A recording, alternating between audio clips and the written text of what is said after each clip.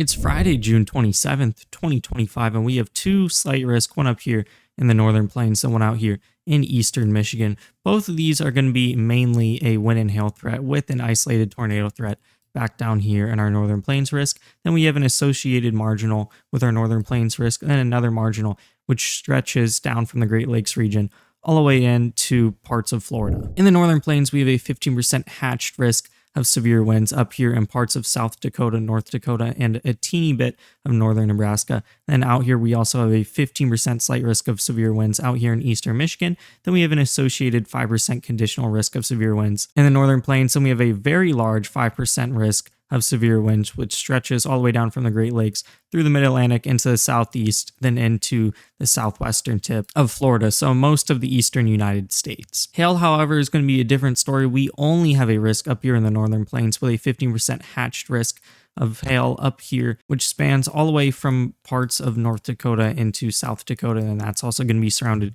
by a 5% risk of hail. I would not be surprised to see hail greater than 2 inches today, and then winds nearing 90 miles an hour are also possible. And our tornado risk is going to be pretty isolated out here up in the northern plains. We have it stretching into parts of southern North Dakota and then much of the central part of South Dakota. And this risk is looking to be pretty conditional, and it's going to depend on a lot of things that we'll look at in a minute. And then for everybody up here in the northern plains to parts of the Midwest, it looks like severe weather is going to stick around in this region. Here is our day 2 risk, and obviously we have a slight risk which expands from South Dakota into parts of Minnesota. And this is going to pose all threats of severe weather as well. And then for day 3, we have a isolated slight risk up here, which spans across Wisconsin into the northern Michigan peninsula. Then we have a larger slight risk, which expands all the way down into the central plains. Here's our simulated reflectivity from the northern plains, and we can see that around mid-afternoon, we're going to get storms up here kind of clustering in parts of northern North Dakota. And storms up here are going to pose a conditional tornado threat, but almost entirely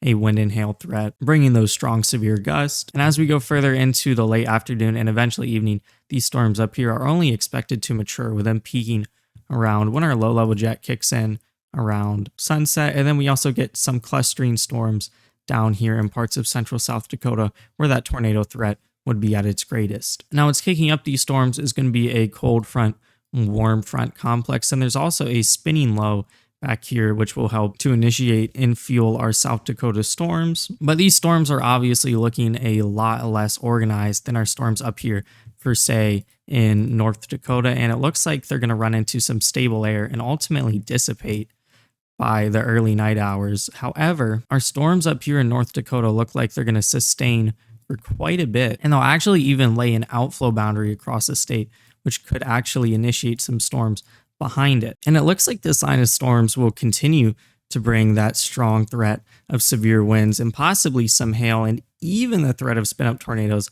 all the way into the night hours as it pushes into Minnesota. Here's our simulated reflectivity from the Mid-Atlantic, Great Lakes, and Southeast. And we can see that around a little after midday into the early afternoon, we get storm initiation all the way across pretty much the entire eastern US, with a lot of scattered storms out here. And one area of focus is going to be up here in eastern Michigan, associated with a cold front draped across the region. But interestingly, those storms up there don't look super organized, really, but it's still important to note that this is an area of increased concern for possibly some hail and severe winds. Other than that, we have some frontal activity up here in the parts of the lower northeast and spanning into parts of the mid-Atlantic, which could possibly fuel storms up here. Then back here, all these storms are just going to be initiated by peak heating, and then they'll also have a moist and likely fairly unstable air mass to work with. So if any storms can cluster in this region, they could pose that threat for severe winds and possibly some small hail. And our last spot today that we're going to look at is the deep southeast. We can see in Florida that we're expecting to get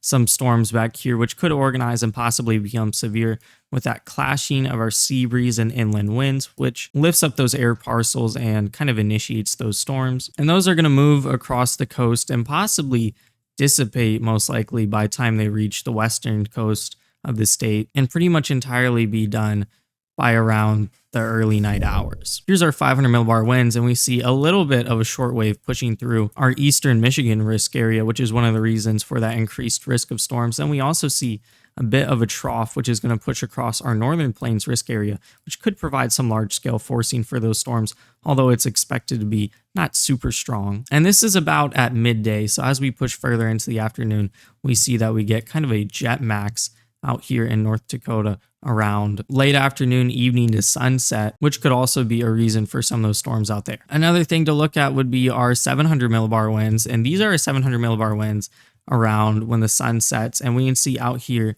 in parts of Michigan and the Northeast, we have quite a prevalent flow at 700 millibars, which is a reason why storms up here in this region could possibly be more intense than out here up in parts of North Dakota, but not really down into our South Dakota and northern Nebraska region. We do see some 700 millibar winds, which could possibly help to intensify those storms. Here's a weather sounding from our South Dakota to northern Nebraska risk area, and our hodograph doesn't look super impressive, but we do see some curving in it.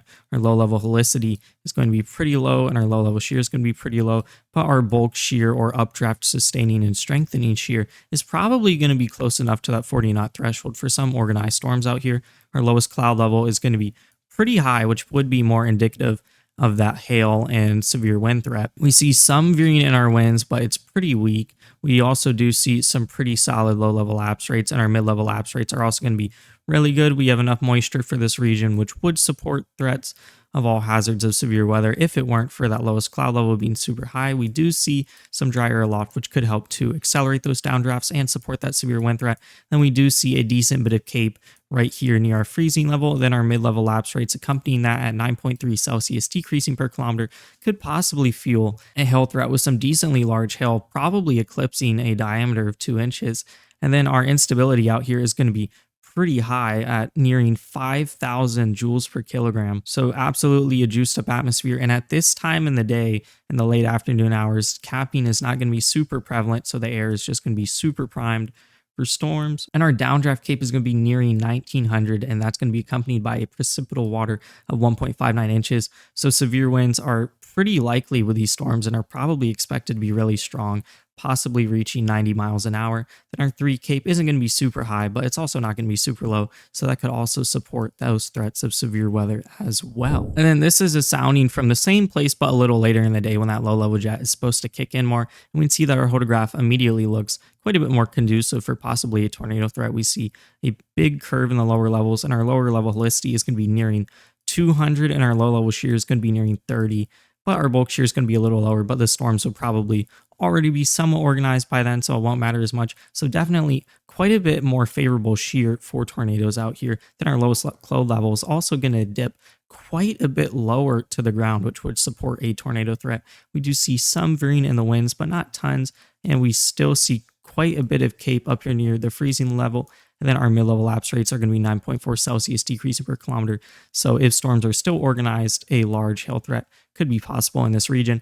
However, we do see that quite a bit more stable air will be in this region by then, which could be a reason why those storms are expected to sort of fall apart that we see in that simulated reflectivity. Then we're going to have quite a large area of dry air aloft right here, which could inhibit storm growth, but it also could possibly support that threat for severe winds. It's still going to be a pretty juiced up atmosphere out here nearing 4,000 cape, but our capping is going to be a lot more prevalent, which could be a reason why those storms might struggle. And the precipitable water is going to be 1.41 inches, coupled with the downdraft cape of near 1,800. So if storms are still organized, that threat for severe winds down here is definitely still possible. So all in all, as we get closer to the low-level jet kicking in around sunset, that tornado threat could increase, but that will rely on if storms can kind of stay more discreet or if they'll even be able to stay organized by that point as they move into more stable air. And also the threat of somewhat large hail and strong severe winds will also be very possible with these storms. And this is a hodograph from our more northern North Dakota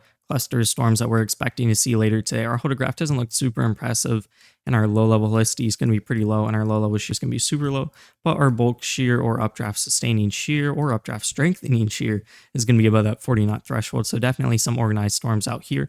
Our wind veering isn't going to be super impressive, and our lowest cloud level is going to be a little high to support a tornado threat, but I wouldn't rule out a spin-up tornado along that line of storms that's expected to develop later today.